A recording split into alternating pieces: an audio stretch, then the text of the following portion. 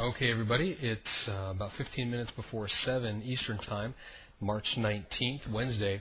And as you can see here, the hourly chart is giving us the clear, defined trading lane coming to the downside. So we're entering into a short-term downtrend. Let's focus up here on the daily chart. You can see that this is really looking like a very nice flag pattern.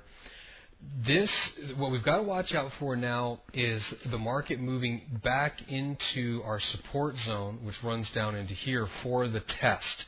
Okay, so if the market's going to start moving up, then as the professional traders are working their way to the upside, they have got to retest this area down here to see if any more supply exists in the marketplace. If anybody starts jumping on the bandwagon in a big way, they've just got to get out of their position. Because they're going to get pressured down. You'll see the market try and break through the support here. So we're looking at, I think, a very nice pattern here. Let's go up to the 4-hour bar and take a look at some of the moves here. Makes it a little bit evident. Here would be the pole. Here's the flag coming down. And we're simply getting a retest. You've got a support area right here, along with the overall support area from up here. So we've got to keep our eyes open for the market reversing either back to the upside or getting into a sideways consolidation.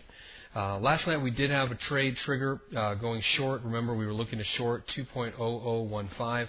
Remember, this is a pure momentum trade. Okay, let's go over here to the 15-minute bar and kind of review what went on. I'll mark this off on right about there. So the market broke through here on the 15-minute, depending on how you were trading.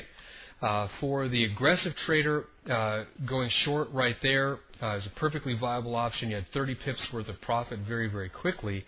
A more conservative trader would have been waiting for the market to, of course, break through the low, which happened just about into the New York Open. This was about 7 a.m. Eastern when the market broke. Again, you had about 20 pips worth of profit before the market reversed back to the upside and then, of course, continued down for the rest of the day. So, again, this is a pure momentum trade. You're looking to capture some profits as the market is breaking through.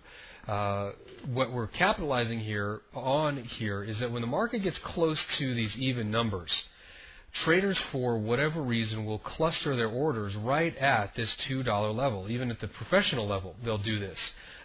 Big commercial accounts will say, "Look, place my stop at $2."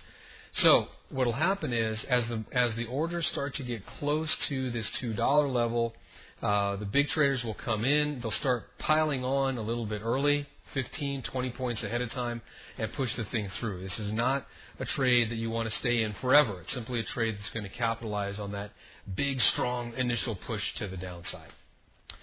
Right now, we're really just, again, in a holding pattern. We're waiting to see how the market's going to break out. I've been waiting for the market to form a pattern. We really just now have begun to form this flag pattern.